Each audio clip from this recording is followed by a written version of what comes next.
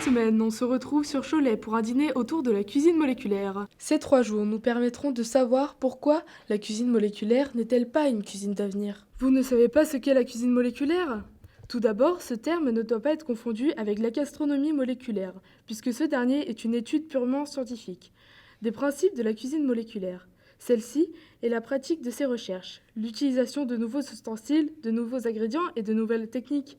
La cuisine moléculaire est née au IIIe siècle avant Jésus-Christ, par un Égyptien dont le nom est inconnu, mais elle est très longtemps restée dans l'ombre de la cuisine traditionnelle. Ce n'est qu'à la fin du XXe siècle qu'elle connaît son essor, grâce à des cuisines telles que Hervé Tiss. Ces grands chefs permettent de promouvoir cette nouvelle cuisine à partir de recettes surprenantes et innovantes. Nous avons 3 candidates. Anne-Lise qui nous présentera la sphérification ainsi que le rôle de la vision. Puis Sophia qui nous parlera de la gélification et le rapport que ça a avec le goût. Ainsi que Léa qui nous présentera l'émulsification et l'odorat. C'est Anne-Lise qui ouvre le bal. Bonjour Anne-Lise. Bonjour, bienvenue chez moi. Entrez, je vais vous montrer ce qu'on va faire aujourd'hui. Alors aujourd'hui, on se retrouve pour un repas sur la sphérification. Alors tout d'abord, nous allons faire du caviar avec un cœur liquide alors que le contour sera gélifié. Puis dans un second temps, pour l'animation, nous allons faire un œuf sur plat qui va plutôt surprendre nos convives. Le cœur sera liquide et le contour gélifié avec le même principe. D'ailleurs Anne-Lise, explique-nous, c'est quoi la sphérification ? Alors il faut savoir que la sphérification a été inventée par Ferran Adria en 2003. Alors qu'il faisait une visite dans une entreprise afin d'échanger des savoirs, il a goûté une petite sauce mexicaine contenant des boules en suspension. Il a essayé de faire pareil, c'est comme ça qu'il a créé des boules avec un cœur liquide. La sphérification est une méthode de transformer un liquide en sphère. Cette méthode permet de gélifier sous forme de billes des ingrédients et plats de tous les jours. Les billes obtiendront donc une enveloppe extérieure gélifiée et un cœur liquide, comme on peut le voir dans certains bonbons. Lors d'une sphérification, la forme obtenue sera toujours une sphère, même si le moule utilisé a une autre forme, puisque c'est la forme qui demande la plus faible quantité d'énergie. Alors il est maintenant temps de passer au caviar. Mélangez les 100 ml de sirop avec l'eau pauvre en calcium. Ajoutez un sachet d'alginate, mixez l'ensemble pour éliminer les grumeaux. Préparez le bain de trempage en diluant le sachet de lactate de calcium dans 200 ml d'eau du robinet. Bien mélanger jusqu'à ce que le sel soit entièrement dissous.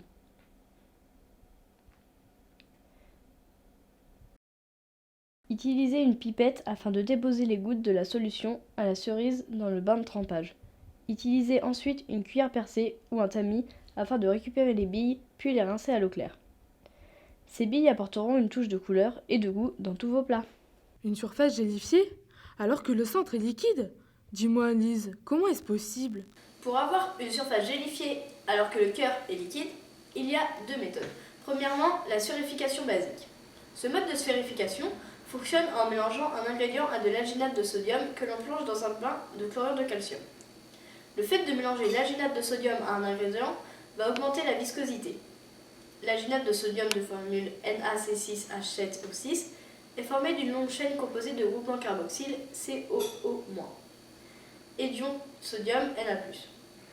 Le bain de chlorure de calcium est constitué d'ions calcium Ca2+, et lorsque l'alginate de sodium rencontre du calcium, les ions Ca2+, déplacent les ions Na+, et prennent leur place. Ainsi, les ions Ca2+, peuvent réagir avec les groupements carboxyles ionisés car ils sont doublement chargés positivement. 2 chaînes d'alginate sont alors liées entre elles, c'est la polymérisation. Cette polymérisation de chaînes d'alginate provoque la formation d'un gel sur l'enveloppe extérieure, comme on peut le voir ici. La gélification se produit de l'extérieur vers l'intérieur. C'est pourquoi, si on attend de trop, le gel devient épais jusqu'à devenir solide et on perd le cœur liquide.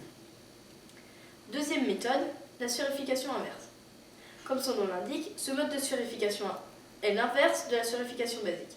C'est-à-dire qu'il fonctionne en mélangeant du chlorure de calcium avec un ingrédient que l'on plonge dans un bain d'alginate de sodium. De la même façon que précédemment, les ions Ca+, qui se trouvent à l'intérieur, prennent la place des ions Na+, et créent un gel qui s'épaissit vers l'extérieur cette fois-ci. Comme avec la sphérification basique, si on attend trop, la sphère devient complètement solide. On estime au bout de 3 heures environ. Alors, j'ai fini ma préparation. Maintenant, on va pouvoir les mettre en place dans les verrines.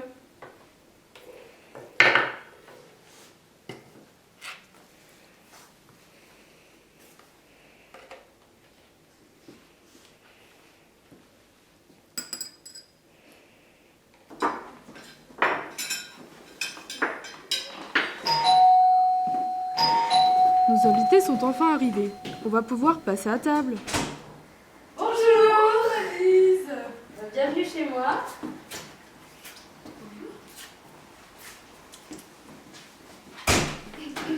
Alors, mettez-vous en place. Merci. Alors, que nous as-tu préparé? C'est très beau. Esthétiquement, j'aime beaucoup. C'est surprenant, ça change de ce qu'on voit. Alors. Le goût est vraiment intéressant. Oui, parce qu'on s'attend quand même à du caviar, à quelque chose de salé. Alors qu'au final, c'est sucré, du coup, ça surprend. Il est temps de se divertir un peu. Alors, asseyez-vous. D'accord. Alors, que vas-tu nous proposer? Alors, vous allez tout d'abord vous bander les yeux. Tu veux? D'accord, Je te vas-y, laisse. ouais.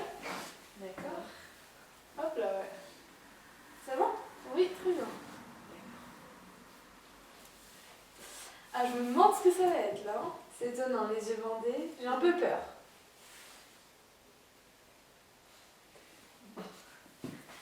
Alors, je vais vous apporter un plat que vous allez devoir manger. D'accord. Alors, le couvert sur la droite de l'assiette. D'accord.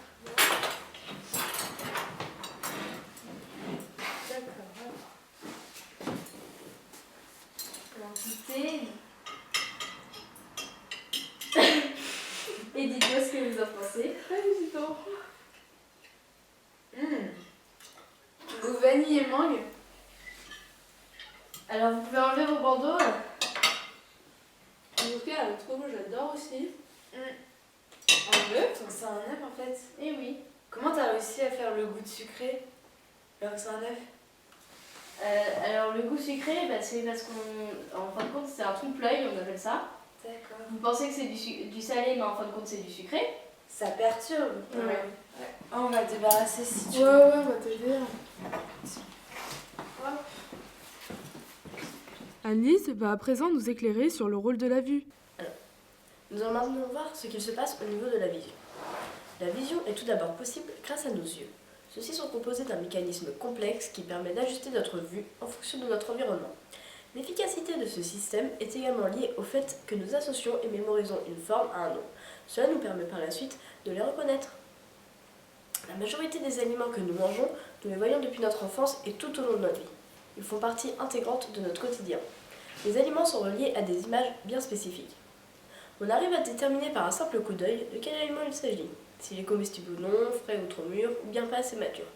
La vue joue bel et bien un rôle déterminant dans notre alimentation. Les études scientifiques démontrent que des personnes qui pensent manger un certain aliment en ayant les yeux bandés et qui au final mangent un autre aliment, trouvent que cet aliment n'est pas bon. Il est maintenant temps de voir la structure de l'œil.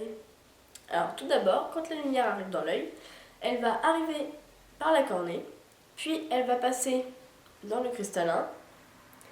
Ensuite, elle va se rendre dans l'humeur aqueuse, puis l'humeur vitrée, afin de parvenir jusqu'à la rétine.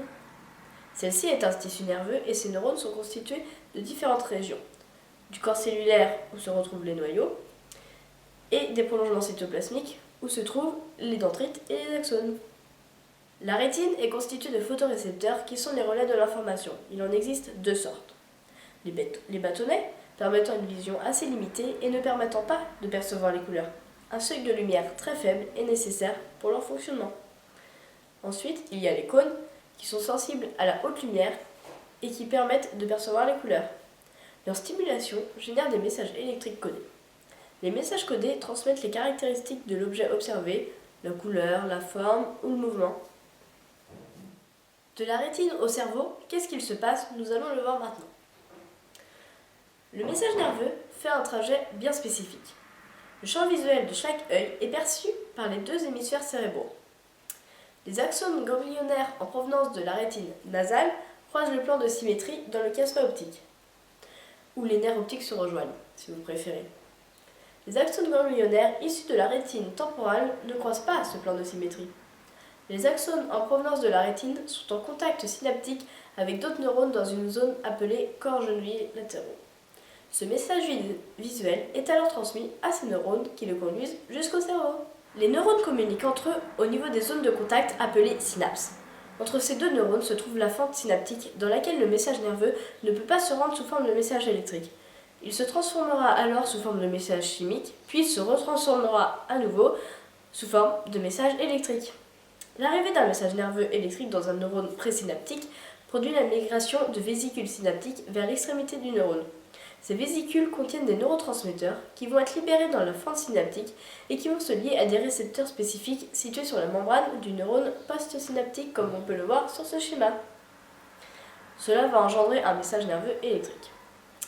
Les messages de la rétine sont donc reçus par des aires cérébrales qui sont situées le long du lobe occipital, ici. Je vais maintenant vous parler de l'effet trompe-l'œil. Lorsque des personnes s'attendent à percevoir une saveur salée, une fois le plat goûté, le goût leur paraissait inattendu et pas bon. Mais lorsqu'ils goûtaient une seconde fois en sachant cette fois-ci qu'ils allaient percevoir un goût sucré, ils appréciaient le plat, comme les filles tout à l'heure avec l'œuf. Une expérience a pu prouver que deux aliments identiques mais d'aspects différents peuvent donner plus ou moins envie de les goûter. Ainsi, une personne a plutôt tendance à avoir envie de manger un aliment mieux présenté. Le toucher intervient également dans la perception d'une saveur, par le biais de la texture, c'est-à-dire la sensation que donne un aliment en bouche. On en dénombre une vingtaine dans la cuisine dite traditionnelle. Elle est décelée par nos différents capteurs sensoriels, le goût, l'odorat, le toucher ou la vue. La cuisine moléculaire est encore connue pour ses textures étranges, certains aliments se trouvant dans l'assiette, sous forme d'une sphère, d'une mousse ou encore d'un cube, peuvent nous dévoiler bien des surprises une fois dans la bouche, au contact de la salive. Elle a donc pour but principal d'attirer l'œil du consommateur et de le surprendre avant même de chercher à réaliser des plats consistants. La vue donne une idée du goût qui va être ressenti et permet également le déclenchement de la salivation qui est si importante dans la dégustation. C'est donc un paramètre important pour le goût. Voyons voir ce qu'en ont pensé nos invités. Alors moi, je vais mettre... j'hésite entre bien et très bien. Bon allez, je vais sympa, je vais mettre très bien. Pourquoi très bien? Parce que d'abord j'ai trouvé que ses plats étaient très bons. Malgré que l'animation n'a pas été évidente car j'ai vraiment galéré à manger quoi. Mais sinon c'était bien. Alors, je pense mettre vraiment fabuleux. Je me suis vraiment amusée à son dîner et j'ai appris beaucoup de choses. Elle a vraiment expliqué la vision, mais vraiment d'une façon simple. Il est maintenant temps de se quitter. On se retrouve demain chez Sophia pour de nouvelles recettes. Nous nous rendons à présent chez Sophia, qui va nous présenter son plat en cette deuxième journée de compétition. Bonjour, bienvenue. Venez, suivez-moi, je vais vous montrer ma cuisine. Alors, c'est ici que je vais vous présenter deux plats, dont un iced tea gélifié et des pâtes de fruits, pour vous parler de la gélification. Explique-nous, Sophia, en quoi consiste la gélification? Donc c'est dans les années 1650 que, au Japon, le seigneur Dayamo laissa refroidir son taroken à l'extérieur. Donc le taroken, qu'est-ce que c'est? C'est un bouillon d'algues, tout simplement. Or, lorsqu'il retourna le chercher, il le retrouva congelé. Et lorsqu'il le réchauffa, le taroken se transforma en gel solide et translucide. Le kanten, ou encore agar ou agar-agar, était découvert. Donc qu'est-ce que la gélification? La gélification est un processus de transformation qui permet la formation d'un gel. Donc c'est une substance colloïdale. Donc c'est un solide contenant un corps dispersé. Ce sont les molécules de collagène. Ils se composent de substances fondamentales, colloïdes et de fibres, qui sont responsables de cette réaction. Cette transformation se fait grâce à des protéines qui vont enfermer le liquide pour le rendre gélatineux. Ces protéines peuvent être d'origine animale, comme pour la gélatine, ou végétale, comme pour l'agar-agar. Alors, je vais faire mes pâtes de fruits qui seront à l'orange. Donc, je prends du jus d'orange que je vais verser dans une casserole. J'en mets exactement 300 ml. Avec ça, je rajoute du sucre pour le goût, ainsi que de l'agar-agar pour la texture donc de gelée qu'on aime bien dans les pâtes de fruits. Je laisse bouillir tout ça, sans oublier de mélanger. J'étale ça sur une plaque de silicone.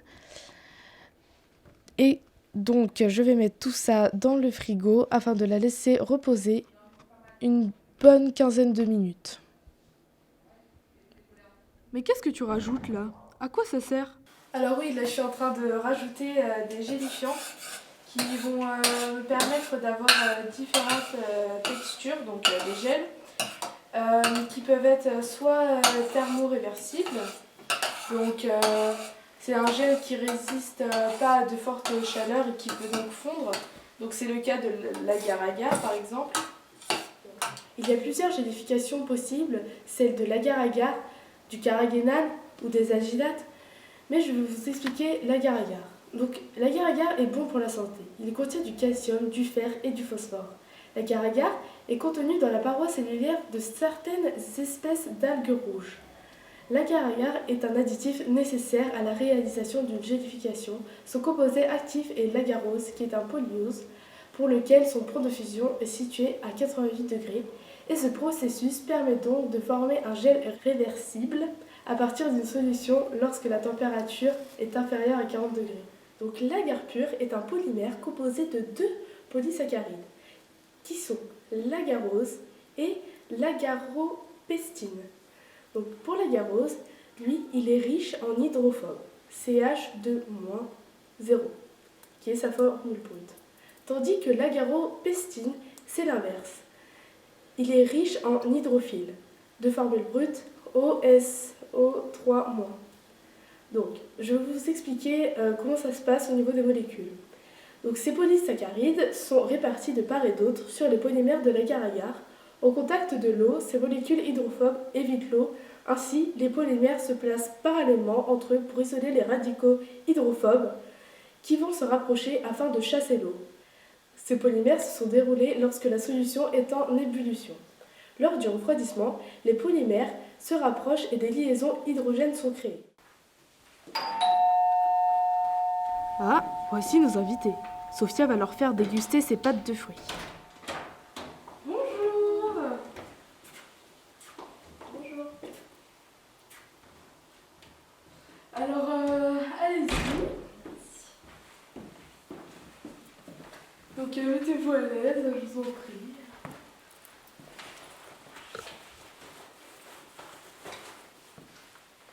Bon, il est temps de passer à la dégustation, vu que les filles viennent d'arriver. Ma pâte de fruits a eu le temps de bien gélifier. Waouh, c'est impressionnant. Donc j'ai rajouté un petit coulis à la fraise pour relever le goût, ainsi que des zestes de citron. Ça risque d'être intéressant. Je me demande bien ce que ça va être. J'espère que ça va vous plaire. Donc j'ai fait une gelée de fruits, enfin une pâte de fruits si vous voulez. À base de jus d'orange et de coulis de fruits rouges. Et accompagné de quelques petits zestes de citron pour relever le goût. Ça a l'air très appétissant. Mais la texture, elle a l'air super. Donc je vous en prie. Hein. D'accord. C'est dur à couper. Oui, c'est vrai un peu.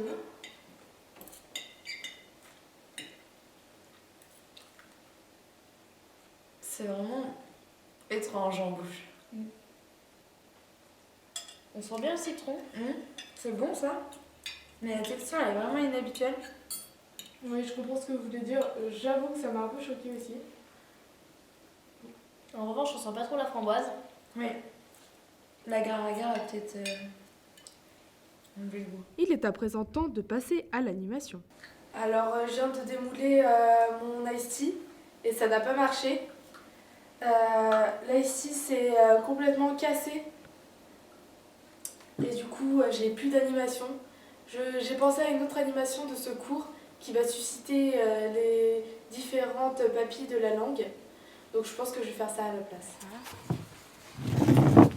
Donc, mon animation va consister à étudier les différentes parties de la langue qui sont plus sensibles soit au sucré, soit à l'acide, soit à la mer, soit au salé. Donc allons-y, on va commencer. Vous allez prendre un coton-tige. D'accord. Et vous allez le tremper dans le sucré. Vous allez tapoter partout sur votre langue et vous allez me dire où est-ce que vous ressentez le plus le sucré. Sur le devant. Oui, sur le devant de la langue là.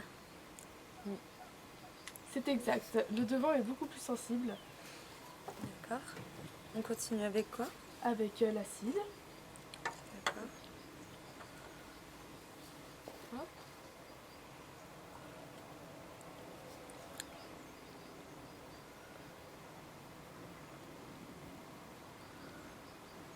Plus compliqué. Mm. Je peux relever? Je vais refaire aussi. Je t'avoue que c'est un peu plus délicat, mais il y a quand même une Un son- peu derrière? Ouais, j'aurais dit sur le côté. Ouais, sur le Par côté. derrière. Ouais. Ouais. Ensuite, la mer. Donc pour la mer, c'est des endives. Désolée les filles si vous n'aimez pas ça. Donc Allons-y. on prend. Ouais, vous prenez et vous dites. Faut croquer parce que sinon on sent pas. Vers l'arrière. C'est au moment de l'avaler qu'on le sent. Oui. Bon, enfin, nous allons passer au dernier qui est le salé. Allez-y.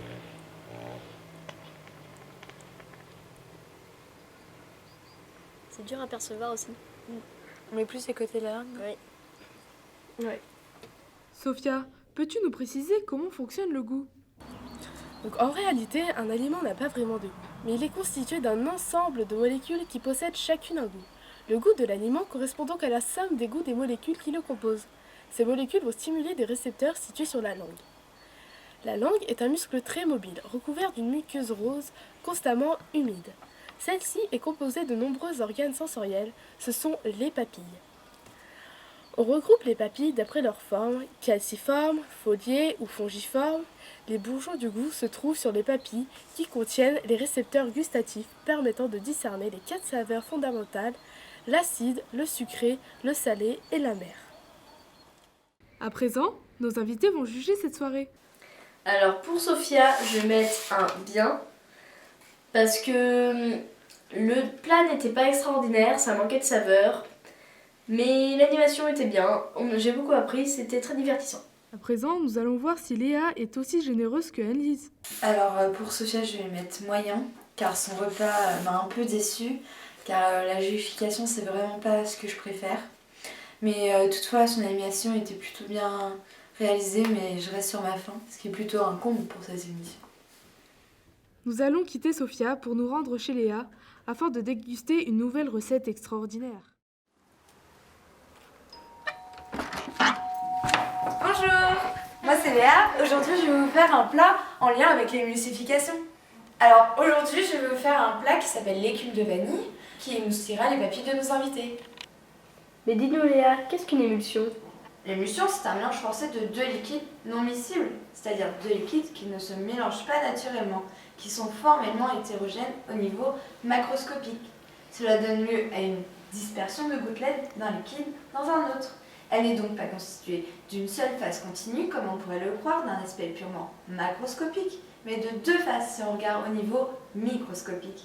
La première phase est la phase aqueuse, ou dite hydrophile, et la deuxième est la phase graisseuse, ou dite lipophile. La première phase de l'émulsion est due à une forte agitation, afin de mélanger les deux liquides. Mais dès qu'on laisse reposer, on observe un phénomène de dimmixtion, qui mène à la deuxième phase, dans laquelle les deux liquides se séparent à nouveau. Le liquide le plus dense se retrouve en dessous du liquide le moins dense.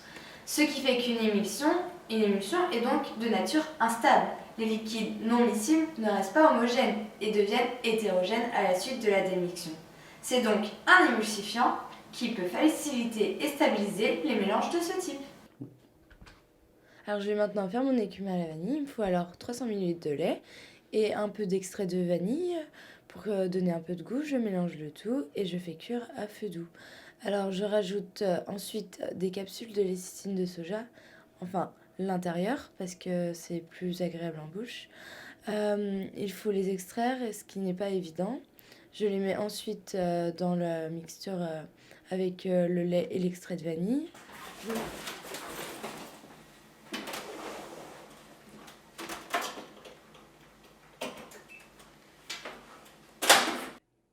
Je mixe au Thermomix avant que ce soit bien homogène et que toutes les capsules soient éliminées. Et j'obtiens mon écume de vanille. Et voilà! Raconte-moi Léa, Comment se fait-il que deux liquides non miscibles puissent devenir miscibles lors d'une émulsion? Alors, nous devons nous intéresser aux conditions de la miscibilité des liquides. Et tout cela s'effectue grâce aux émulsifiants. Il existe deux sortes de substances chimiques liquides. Les substances hydrophiles, attirées par l'eau, elles correspondent à la phase aqueuse de l'émulsion. Et les substances hydrophobes, aucune attraction pour l'eau, elles correspondent à la phase graisseuse de l'émulsion. Ces substances sont miscibles à certaines conditions, qui sont les suivantes. Les substances hydrophiles sont miscibles entre elles et les substances hydrophobes sont miscibles entre elles également. En aucun cas, les substances hydrophiles sont miscibles avec les espèces hydrophobes. Nous devons nous intéresser à la structure des espèces hydrophiles et hydrophobes. Les espèces hydrophiles sont des molécules de petite taille et qui possèdent des groupes caractéristiques comme par exemple l'oxygène. Les espèces hydrophobes sont des molécules qui sont constituées de carbone et d'hydrogène et elles ont de longues chaînes carbonées et une faible quantité de groupes caractéristiques. Ce sont les émulsifiants qui vont permettre de lier ces espèces hydrophobes et hydrophiles ensemble. Les émulsifiants ont un rôle majeur dans la stabilisation de l'émulsion. Effectivement, leurs molécules tensioactives qui sont de structure amphiphile, c'est-à-dire qu'elles possèdent deux parties, une partie hydrophobe, la queue, et une autre, la tête, hydrophile. Il existe de nombreux émulsifiants assurant ce rôle de stabilisateur. La lécithine, par exemple, de nom scientifique phosphatidylcholine, est sans doute l'un des plus utilisés dans la cuisine moléculaire. De formule C40H80NO8P, c'est un lipide permettant d'obtenir des mélanges homogènes tout en conservant le goût de ceux-ci. Sa forme amphiphile lui permet d'être un émulsifiant. Par exemple, la lécithine est présente dans l'un de nos aliments phares, l'œuf. Ce sont les molécules de lécithine présentes dans l'œuf qui permettent de faire monter une mayonnaise. Un mélange eau-huile n'est pas miscible de base, mais peut le devenir grâce à un émulsifiant. L'huile est composée de molécules triglycérides de carbone et d'hydrogène. La forme de la structure de ces molécules est qualifiée de peigne à trois dents. Elle n'est pas chargée et donc apolaire. L'eau est composée quant à elle de molécules H2O. Cette molécule est dite polaire car elle a un de ses pôles qui est chargé négativement et l'autre positivement. Elle a une structure simple constituée de deux atomes d'hydrogène et d'un atome d'oxygène reliés par des liaisons hydrogène. Lorsque l'on mélange ces deux substances non miscibles entre elles, nous sommes dans l'incapacité de stabiliser les molécules d'eau avec les molécules d'huile. En effet, comme nous l'avons expliqué précédemment, la molécule d'eau polaire et celle d'huile est apolaire. Cette dernière n'est donc pas stabilisable avec les molécules d'eau parce qu'elle ne peut pas créer de liaison hydrogène. L'ajout de l'émulsifiant possédant ces molécules tensioactives permet alors, grâce à ces molécules de structure amphiphile, que hydrophobe et tête hydrophile, polaire, la tête hydrophile et polaire va se mettre en contact et se lier aux molécules d'eau, alors la queue hydrophobe et apolaire va retenir la matière grasse.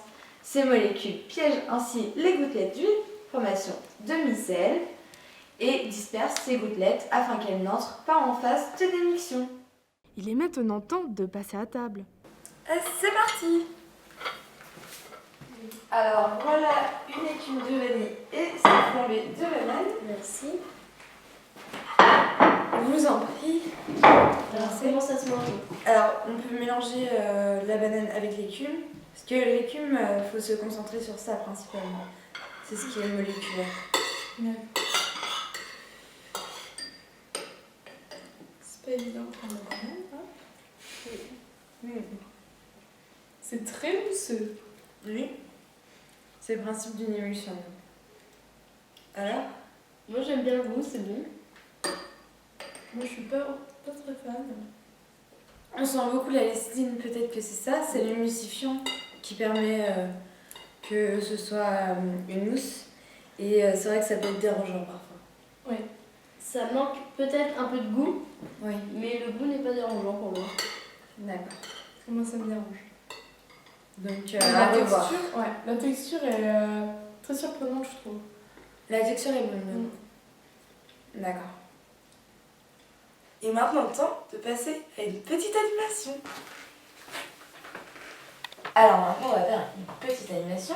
Alors ça consiste à nous enlever l'odorat en nous bouchant le nez grâce à ces petits pince-nez et à deviner lequel, si c'est possible, lequel de ces jus est le jus de pomme et lequel est le jus de fruits.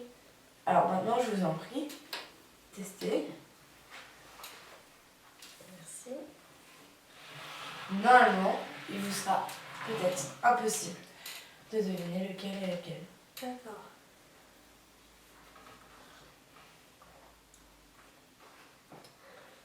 Oui.